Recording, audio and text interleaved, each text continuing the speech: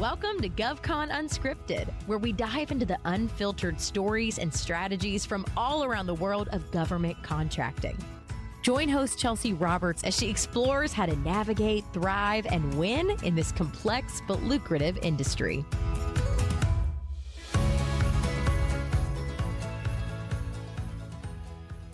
All right. Hey, everyone, and welcome back to GovCon Unscripted. I'm your host, Chelsea Roberts, CEO of Collaborative Compositions, and today I've got with us Dr. David Bray, Chair of the Stimson Center.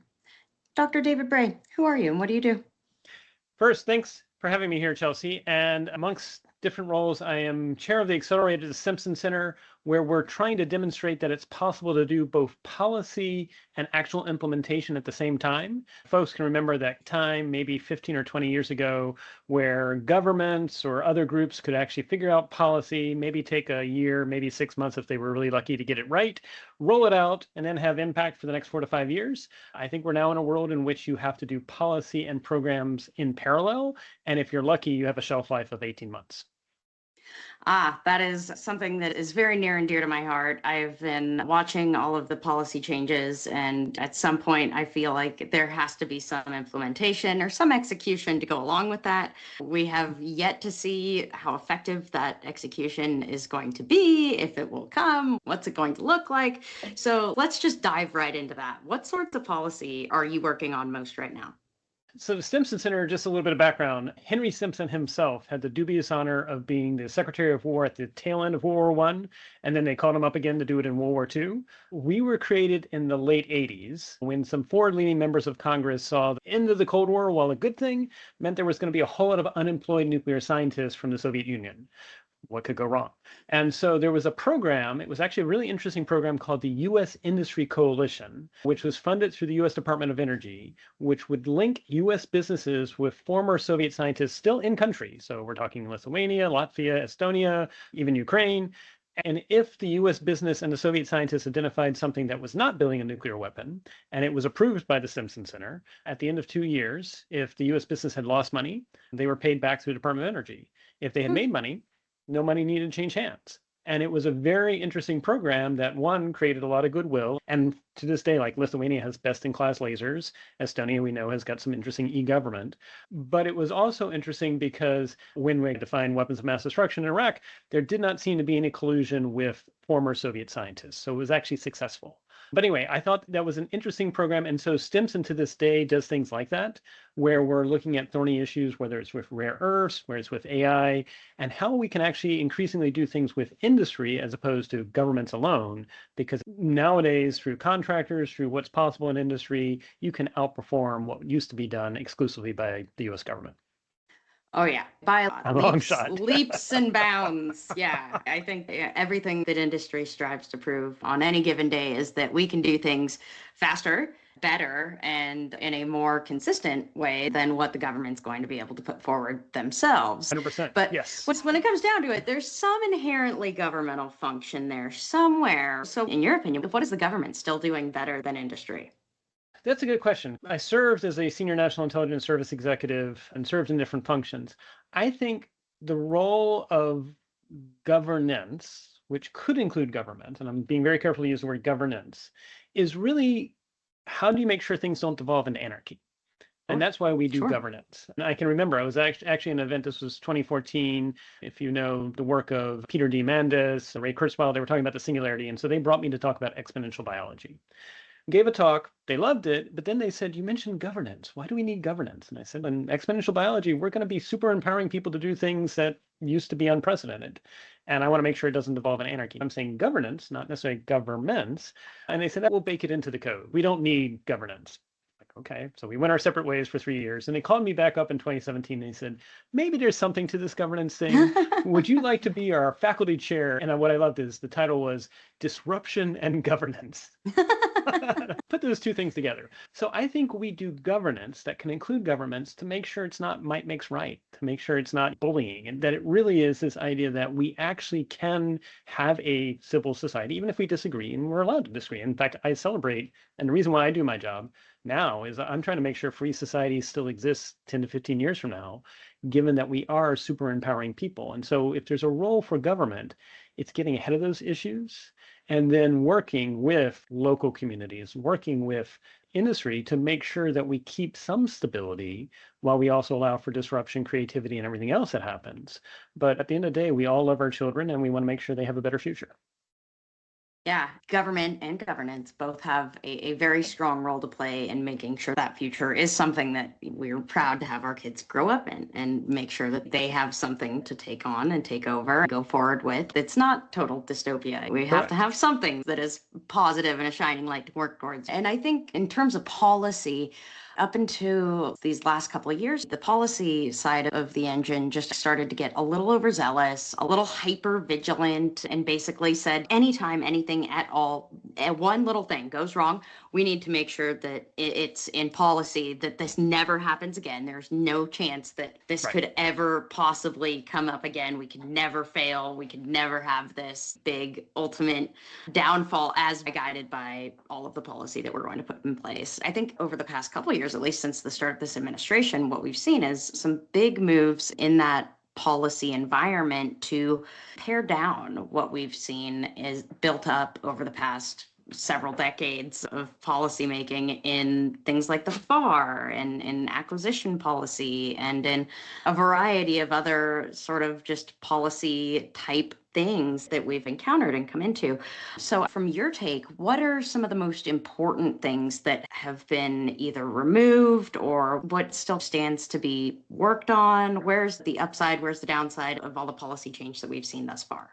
Great question. I would say in terms of acquisition and contracting, what I celebrate that we see is a recognition that we can no longer do monolithic 5 to 10 year activities and expect that at the end of 5 to 10 years that we actually have anything that's still relevant given the changing world. So that's starting to shift.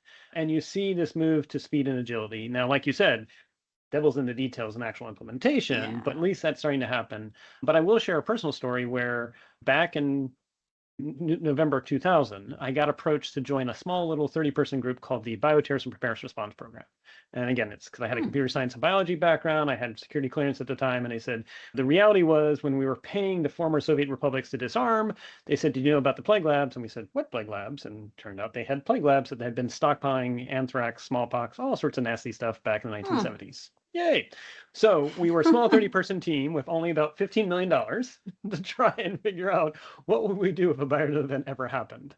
And I was the one computer scientist. And so if you remember the Agile manifesto, so Agile development, the idea of Agile development codified in February of 2001. And I was an early adopter, but I was getting in trouble because here I was doing Agile and I was getting pushback from the leadership powers that said, you're not following the 5-year enterprise architecture. You're not following the 3-year budgeting cycle of Congress. And I literally sent an email memo in June of 2001 saying, we do not have a deal with bad actors not to strike until we have our IT systems online. So I was a bit of a heretic. And it was scheduled weeks in advance for me to brief the CIA and the FBI as to what we would do technology-wise should a bioterrorism event happen. That just happened to be scheduled for September 11th, 2001, 9 o'clock in the morning. So, of course, tragically, the world changes. 8:34, we postponed that briefing. We physically carry servers to set up an underground bunker and fly folks to New York and DC. Stood down from high alert October 1st. I flew up to brief the CIA on October 3rd, flew back to Atlanta where I was based, only to have the first case of anthrax show up on October 4th, 24 hours later, and then the Capitol Hill threat October 6th. Had we not done Agile development, we would have had to handle 3 million environmental samples and 300,000 clinical samples by fax. Fortunately, we did. But I often tell people, how do you determine who's actually trying to get an organization to a better place and who's the heretic? Because usually it's actually the troublemakers. And again, not all troublemaking is good, but there is troublemaking for good. And how do you identify it? And so what I think is happening now is we're in that similar thing where it's speed and agility is necessary. If you look at what's happening in Eastern Europe, November of 2024, Russia was fielding 130 drones a week, only 130 drones a week against Ukraine. 1 year later, so now September 2025, it's more than 800 drones a day. So that's not even exponential change, that's geometric. And then 2 months later, they had actually doubled that from 800 drones a day to November, it was more than 1,600. And so one of the challenges is how prepared are we if we actually had to deal with it? What's both our own drone fielding capabilities, as we see sadly what's happening right now in the Middle East, drones are being used as weapons, and then how good is our counter abilities? And we should have seen this lesson in Afghanistan, because I was in Afghanistan in 2009, where $50 million pieces of U.S. equipment could be undone by IED. We should have seen that lesson. We clearly seen that now what's happening in Ukraine. And so what this points to for our contracting and acquisition is we can no longer do those monolithic Cold War era, or first Cold War, I guess I should say, 1970s, 1980s, where we spend 15 years and we've got something for 25 years. Yeah, and you brought up a great point. I think a lot of it comes down to being able to see those lessons firsthand. And so over this past weekend, I was sitting there watching videos of Shahed drones going in and hitting things that are ours. Like there's some stuff. Yes, exactly. Yep. I think that was notably lacking in times of the Cold War. So it was probably just not quite as well broadcast or quite as publicly out there on the main stage. And that for me was like, why is our approach right now just run away and hope for the best? We're just, okay, we got to get you out of those locations so you're not in the direct line of danger or line of fire. But there's something to be said about having a little bit of motivation from folks that are out there in the public and saying, hey, these don't look like they're real expensive systems that they're dropping on us. And they are actually, in fact, using these very inexpensive tools to destroy our very expensive, exquisite tools. Do you think that having it broadcast on such a main stage is going to play a role in any of this change that we'll see coming up as a result of this past weekend? Yeah, I think it's definitely making it real. I want to actually give a shout out. I was at an event a few weeks ago. This was Creative Disruptors in the Desert, where they actually had brought foreign acquired drones, but they also had brought some foreign acquired jammers as well. And it was probably the first time several military leaders, as well as servicewomen and servicemen, actually had a chance to see these things firsthand. And it was both that you could see it, but what they were also pointing at, they had some folks that had actually come from Ukraine. They said, at least in the conflict there, they are changing components out of it every 3 days. So if you characterize what this can do, and you're relying on a characterization that's 60 days old, it's already out of date. Yeah. And so this idea that in the past we had the Jane's manual of what a weapon system could do or anything like that, no, it's got to be real time now, because that is what we're facing. And I think it is going to make it real, but I would also say we have to have some empathy for another consequence that I don't think a lot of people consider. And I can remember in 2009, I happened to be in a classified environment and someone was saying, social media is going to be the best thing for free societies. It's going to make everything transparent. And I was like, I want to be optimistic, but I'm going to give you a counter narrative to consider. This was 2009. I said, what if actually part of what makes free societies work is that people who are elected can go to their constituents and say, look at the victory I gave you, and leave out the compromises they made, because compromises are a necessary part of free society. Sure. On social media, if we now make that more visible, it's actually going to be their own support base that's going to say, how dare you compromise with the other side? And the reality is that's how we work. And so as a result, social media might actually start resulting in what I would say winner take all, where basically you have someone that takes the extreme position of, we never compromise, we never flip flop. And I'm like, well, actually, I want you to sometimes compromise, because free societies are best when nobody's completely happy. Yeah, frankly, that's true. That's very true. And so I do wonder if the spectacle of the events, at a certain point in time, maybe it'll motivate people, but I think we have to be aware that partly why we may be seeing a lot coming from our Congress at the moment is 24/7 news. And they actually need the safe spaces to get together. And maybe publicly they look like they're disagreeing, but behind the scenes they're like, okay, I'll give you this and you give me this. But at the end of the day, we got to get stuff done. And if we don't get stuff done, both at the implementation layer, but also at the top layer to give us the environment. Now, I think the good news is for acquisition, I don't think we need an act of Congress at the moment. I think we've got enough that we can move forward. It's more the translation of whatever has been put out there in the executive branch to move forward with speed. Now, if you had talked to me a few weeks ago, I would have said small businesses, yeah, we got to tackle that. But that finally seems to have been hammered out. So it does show we can reach compromises. But I just raise it to people that as much as I celebrate that we have increasing 24/7 coverage of everything, it may also challenge how free societies versus autocracies reach compromises. And I think that's a very important point to make. People probably should do their best to remember that not everything that you see on the news is real. Not everything that you read online is always the truth. It's amazing. And it's brought this entirely new platform for doing intelligence and intelligence gathering and intelligence manipulation and getting an understanding of what everybody actually believes and if there's any sort of overlap there. So it's always really interesting for me to watch a discourse happen online. And I'm like, most of them don't know a third of it. So it really comes down to trying to make everybody happy. No one is ever going to be all the way happy. So you're probably fighting a losing battle on that front, right? Spot on. I think it's attributed to Lincoln. I don't know if he actually said it, but it's attributed. You can make most of the people happy all of the time, but you can't make all the people happy all the time.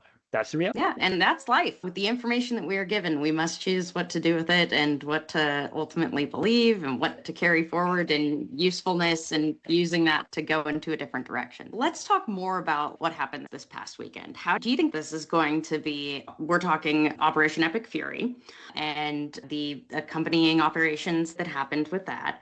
And there's a lot of people out there that I'm sure are like, are we just going about starting wars now? Is that what we're trying to do? And I think the reality of it, at least from my perspective, this is an opportunity to have a real spark ignite behind all of the changes that need to be made and the acceleration that needs to happen in terms of getting things fielded more quickly, getting things into the hands of the warfighter more quickly, and actually implementing and executing on some of those changes that have been laid out over the past year at least, and then leaning into those that are still yet to come.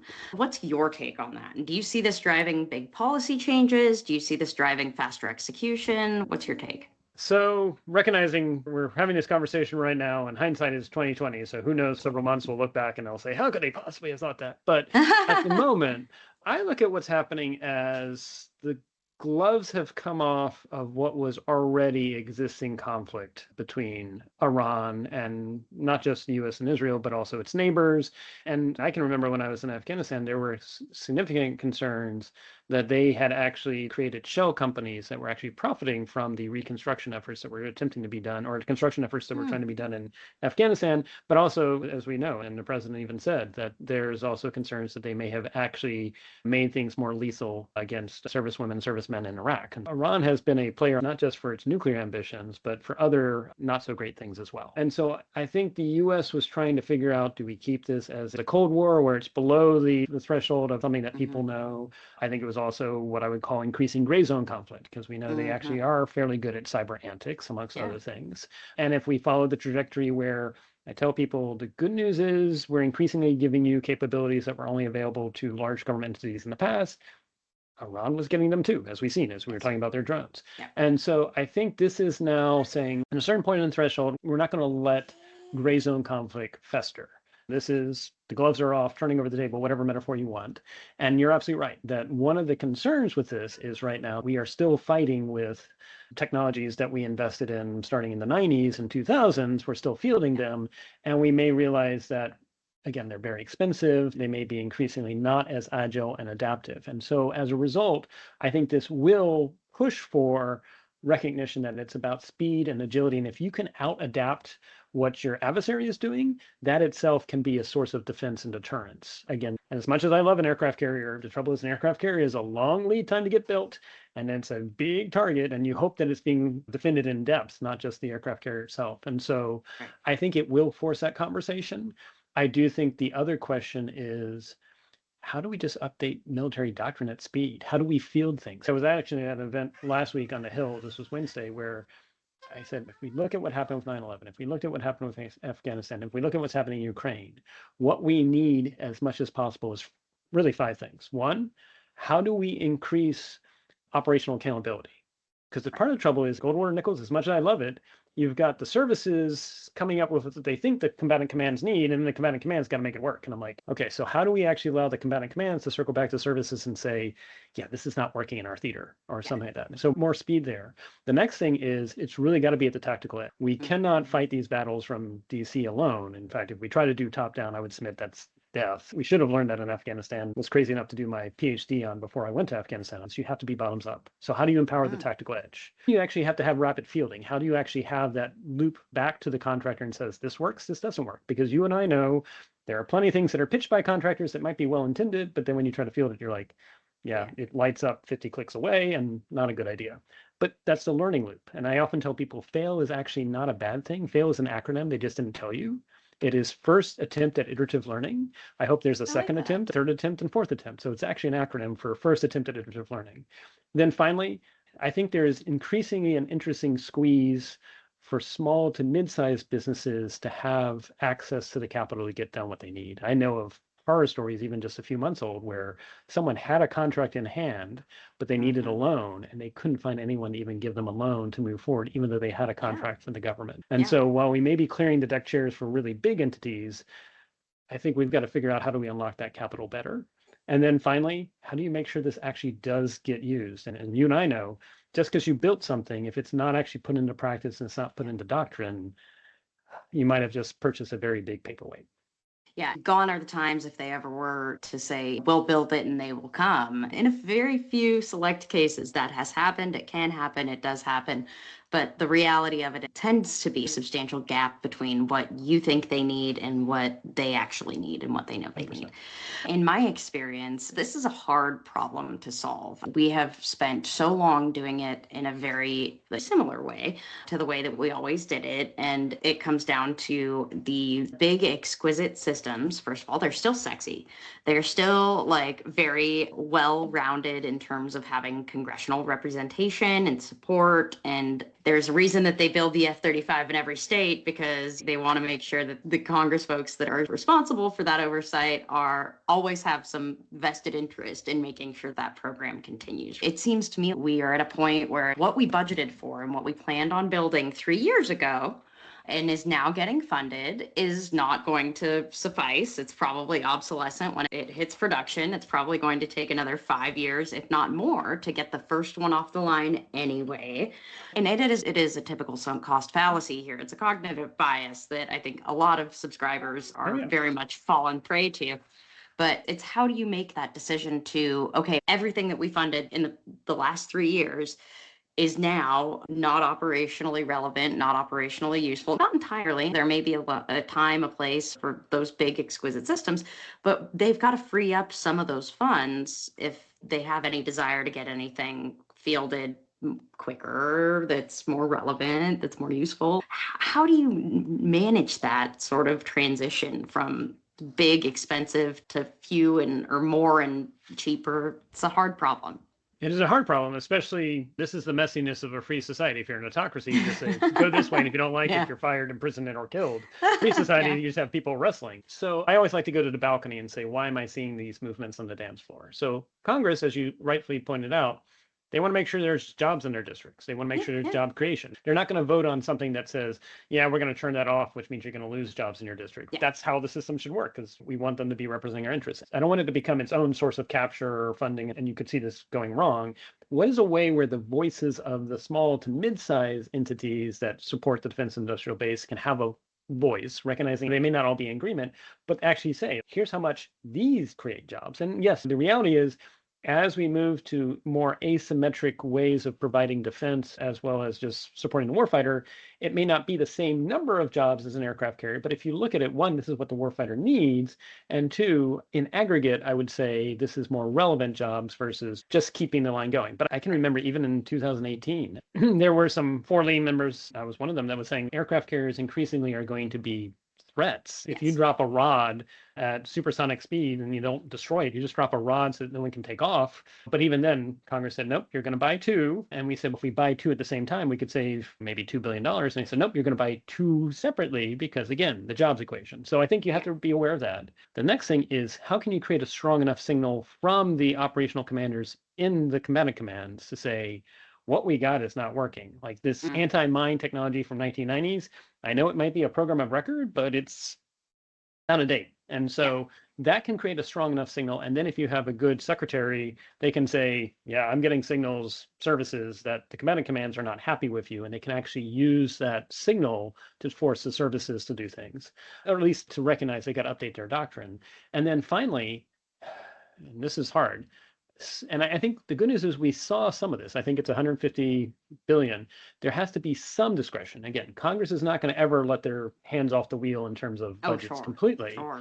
But if you can make the case for 5% to be discretion so that you didn't have to plan it 3 years, the whole budgeting cycle, as you said, is a recipe for ossification. And that might have worked against the Soviet Union, where we could be somewhat faster than them. But I would submit now, in today's era, we have adversaries that are much more nimble than we are. And I do take some hope. Let me just give you a little bit of hope in the midst of all this. It was spring of 1940. It's the British, they're in Northern Africa Rommel is flying across northern Africa.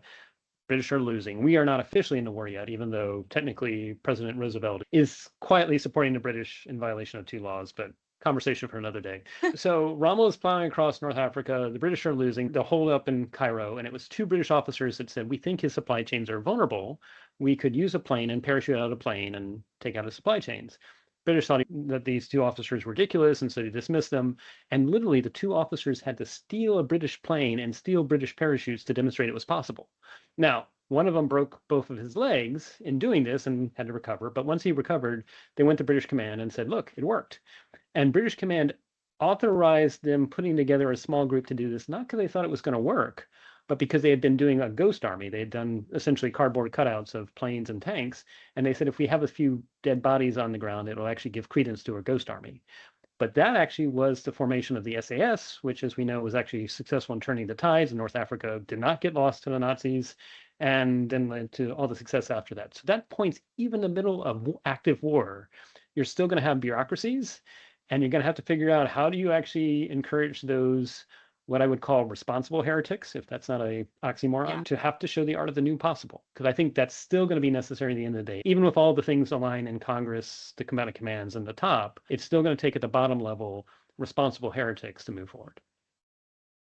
Yeah, I like that phrase, responsible heretics, because I think that there's a substantial lack of those within large prime organizations. And I won't name any in particular, but they tend to just pay their problems to go away. They tend to quiet folks that are ever loud about anything that may be going wrong or that may be potentially improved.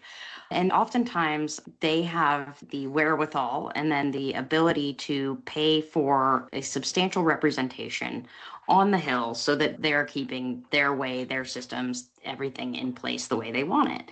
I have to think that at some point they will join the party of folks that recognize that keeping these massive legacy obsolescent programs in play, in production, it's not the best way to support our government. It's not the best way to support our military members. It's really not the best way to support like anybody going forward.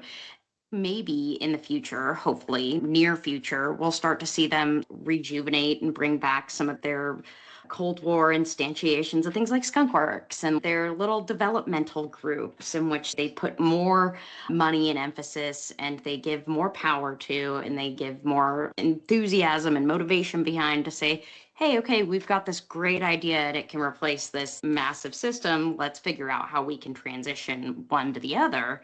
But it seems like even when the commands, even when the military comes back and says, hey, this ship is really not serving us well. We are just desperate to get rid of this thing. I wonder what ship you might be referencing. Yes, there's some ships that were not that useful at all. Yes. I don't know. It's still floating there, and it is still something that Congress is like, nope, you can't get rid of them. Why are we still forcing these things to be the end all be all for some of these conflicts that we're going to be coming into? How do you see that attitude and behavior changing? Does it come from the primes? Does it come from like congressional directive? Does it come from the services? Do they all have to get together and agree in the same day for anything to change? That would be amazing, by the way. It comes from what I would call leadership. I define leadership as the willingness to step outside of expectations and manage the friction that goes with that.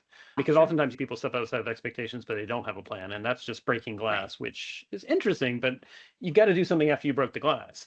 But again, when you're in that moment and you're truly being a leader, you're not going to be light. People are going to be throwing barbs your way, both publicly and behind your back. I can remember I went to the FCC. They'd had 9 COs in 8 years. Always a great sign for CO number 10. Oof. But I couldn't say out loud, they also had 2 advanced persistent threats still in their IT system. So I could not even trust the IT systems I was inheriting, and I was trying to get off them. And that was all well and good until I said, as part of the solution, we're going to go to cloud. And all of a sudden, some of the existing contractors realized that if we go to cloud, I wouldn't need them. And so I had to have a very intentional campaign of how do I bring along the coalition of the willing, recognizing I'm going to have a very interesting middle that's going to be, no way, no how. And again, part of the empathy was average government employee had been at the FCC for 17 years. The average contractor had been at the FCC for 23 years. So I was breaking up relationships by my decision to do what was right. And they were doing a whisper campaign of this guy doesn't know what he's doing. And so I had to be very intentional about how do I manage those optics and how much did I step outside of people's expectations and still manage things. And then also know that there may be people that would run and talk to their lobbyists and would say, this guy, investigate him. He doesn't know what he's doing. When in fact, I think I did. It was just I was moving people's rice bowls. It's leadership and a willingness. And the other thing I also tell people is leadership might come to the Greek word leet. There's some that say leets were the ones that carried the flag in front of the ground army, but that's all good until one ground army meets another ground army. The first to die is the flag bearer. So in some respects, leadership is being sent unto death. Now, hopefully you don't physically die, although we know some leaders who have for their causes. It really is about how do you help an organization handle the death of old ways of thinking, old ways of working, old ways of processes. And I think a good leader does that with grace, but also recognizes people aren't going to like it, and you have to just navigate through that. And I came into this because my mom was a school teacher, my father was a Methodist minister, and I saw his skill set was he would get fragmented church congregations that were not working for whatever reason. He'd have to get them together through narrative and other activities, do some capital planning activity. And his reward after 3 years was, here's another church. And so the same problems. And so I think that mindset of how do you get the coalition, the willing to work together, given that you are going to have some detractors that are still going to throw spears your way. And even in church environments, there were some vicious. Oh, I bet. Vicious. Oh. I'm like, wait, you all should be getting along. Why not? Yeah. Oh, no. There's always going to be discourse. There will always be disagreement. Like you said earlier, there's no one solution that will make everybody happy all of the time. Someone will always be at least disadvantaged by whatever comes. And they're going to come for you and take it personally. And you're just like, look, I'm just trying to make a positive difference here. But yes, exactly. Yeah. And it comes down to a lot of time, you either adapt or die, and you either change and adjust and pivot and learn how to do these things in new ways, then learn how to adapt to new problems, or you're still trying to face new problems with old solutions, which have seen many times over is not an effective approach to solving new problems, and generally not a good way to gain any sort of momentum and move along. And I think that ultimately at the end of that, you are going to end up with more detractors, more folks that are going to be angered that you didn't move forward, that you didn't take that step. Even if you say, hey, you all wanted me to stay in this spot. You all wanted me. The reality of it is that you did what they wanted and they didn't know what they needed.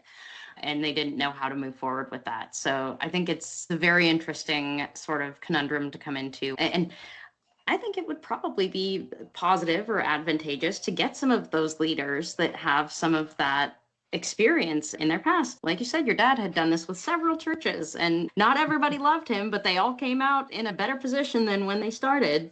Bringing in some of the leaders that have a reputation or a history of doing things that are hard and then making the outcome better would probably be beneficial for some of these conversations that happen on the Hill, to make sure that those are moving forward and we're not just taking the let's do it the same way that we've always done it, because it's going to piss the fewest people off right now. It doesn't work for the new environment. The world has changed. Absolutely. Yes. So. And it changes every day. It is a rapidly changing environment that we find ourselves in these days.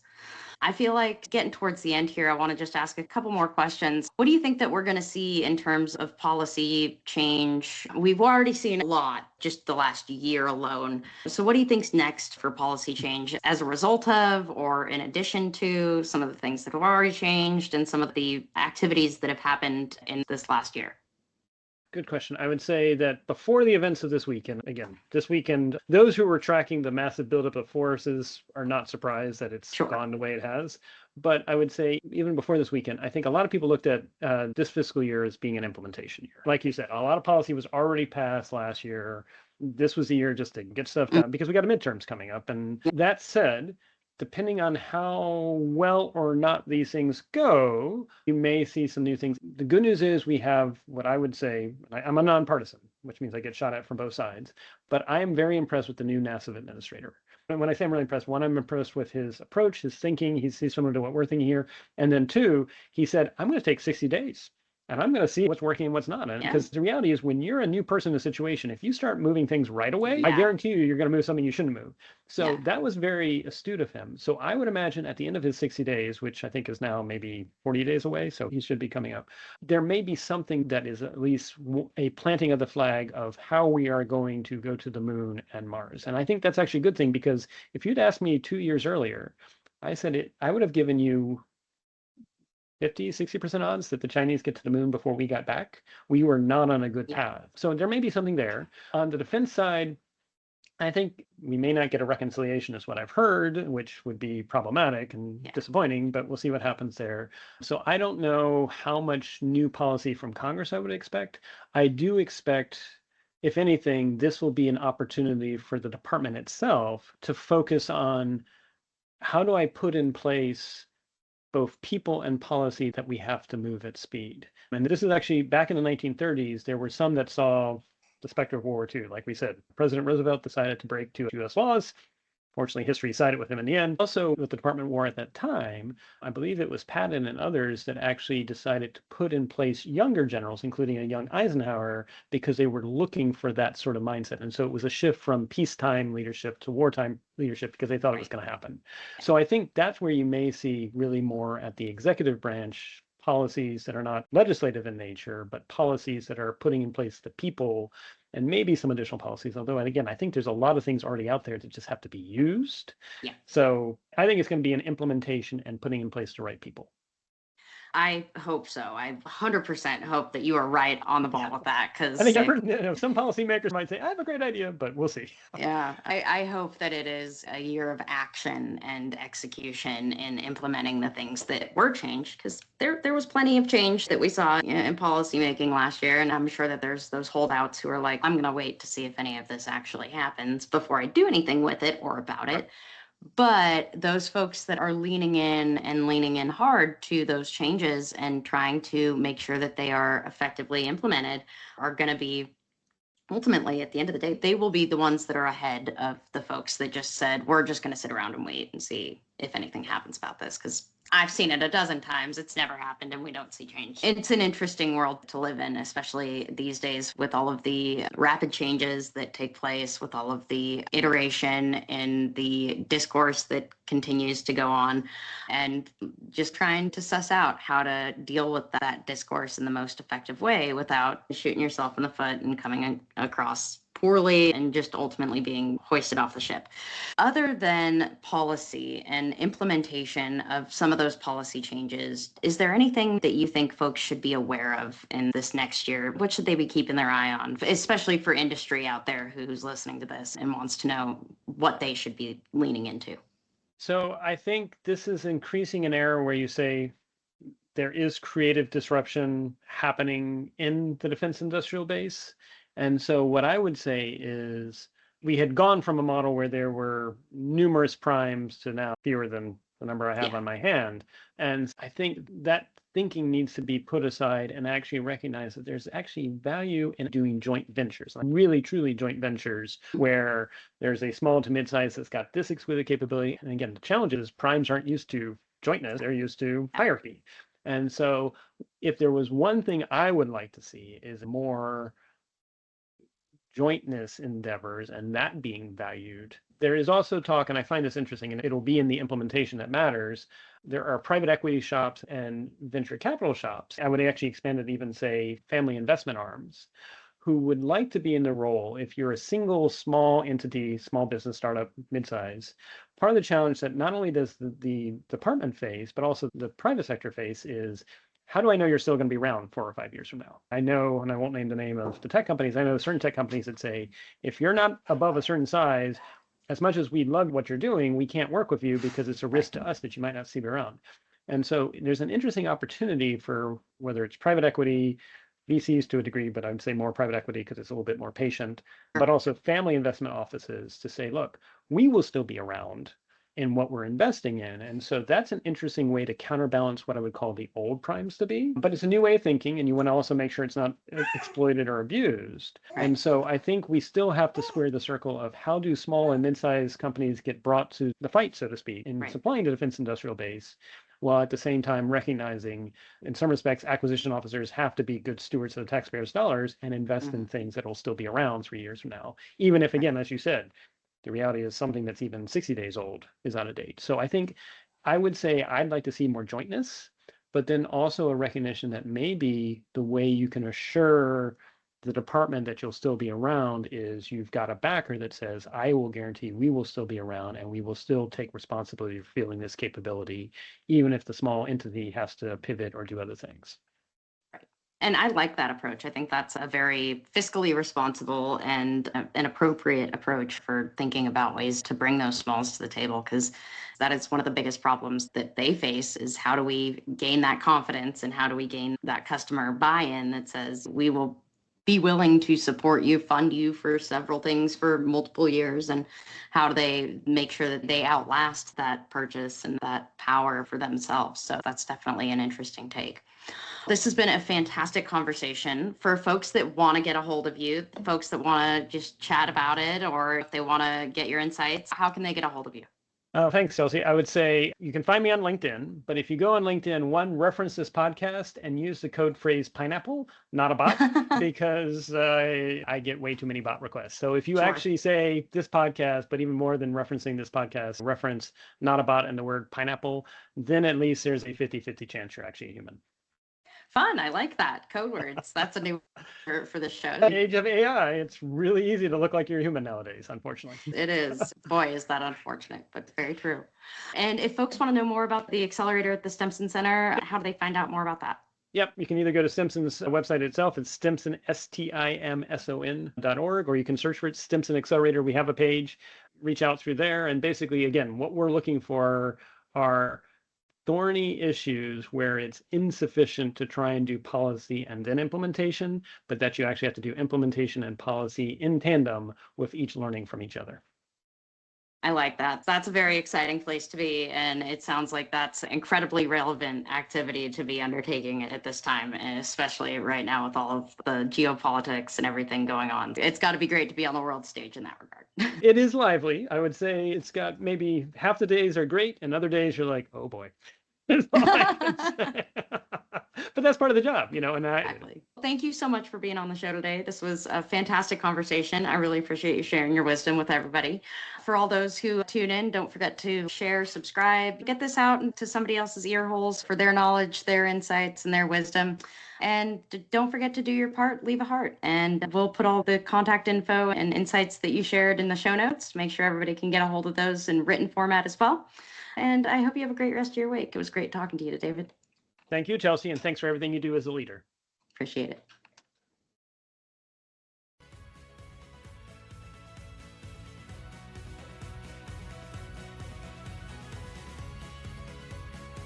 Thanks for listening to this episode of GovCon Unscripted with your host, Chelsea Roberts. Do you have a GovCon story or need guidance in government contracting? Connect with Chelsea on LinkedIn to be a guest on the show or to enhance your business strategy. Don't forget, your network is your net worth. If you liked what you heard, don't forget to subscribe, leave a review, and share this episode with your growing GovCon community.